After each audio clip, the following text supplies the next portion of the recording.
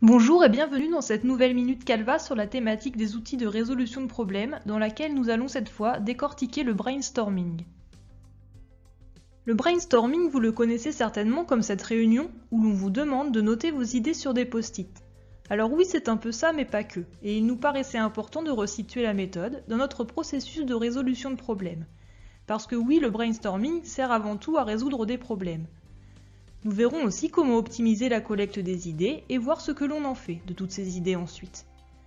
Le brainstorming est littéralement une tempête de cerveau, c'est-à-dire qu'on a pour objectif que les idées fusent et cela va nous être utile au cours de deux étapes distinctes, l'identification des causes d'un problème et la recherche de solutions. Ça tombe bien, on va gagner du temps en faisant deux choses à la fois alors. Mais non, pas du tout, car il n'est pas question de traiter les deux sujets lors de la même réunion et pas forcément avec les mêmes acteurs. L'objectif de la méthode est de collecter un maximum d'idées, originales, dans un minimum de temps, en faisant appel à l'intelligence collective.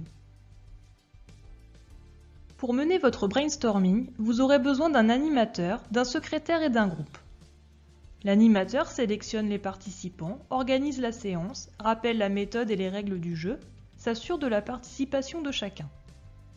Le secrétaire note toutes les idées sans émettre de jugement, de façon à ce qu'elles soient visibles par tous. Le groupe, idéalement composé de 6 à 8 personnes, c'est un facteur important, faites attention à la taille du groupe, avec des connaissances et des compétences complémentaires, maîtrisant bien le sujet abordé, même si quelques regards plus naïfs seront les bienvenus.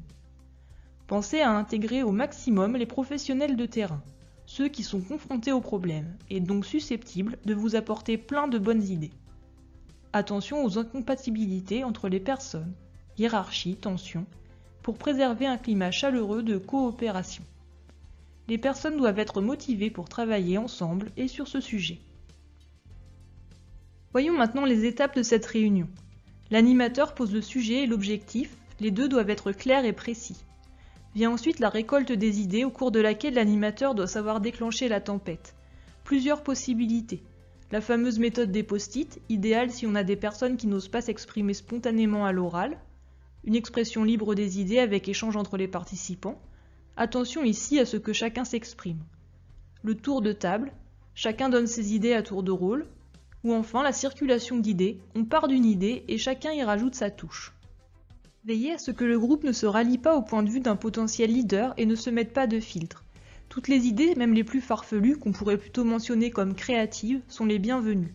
Aucune critique, verbale ou gestuelle, ne doit être émise pour éviter l'autocensure. L'objectif est de rebondir sur les idées des autres pour les agrémenter et obtenir une proposition collective. L'animateur peut ici reformuler les idées pour en provoquer de nouvelles. Les idées sont ensuite classées par thème, hiérarchisées et sélectionnées selon des critères définis préalablement, efficacité, coût, délai, faisabilité, ou éventuellement par un vote, un consensus. Dans le cas d'une recherche de cause, on va vérifier sur le terrain les hypothèses émises pour déterminer laquelle ou lesquelles sont les bonnes. Pour la recherche de solutions, on teste celle retenue et on l'améliore probablement en chemin avant de la valider. Pensez à donner un feedback au groupe quant aux idées retenues, aux causes validées ou aux solutions mises en place pour valoriser leur implication et lui donner du sens.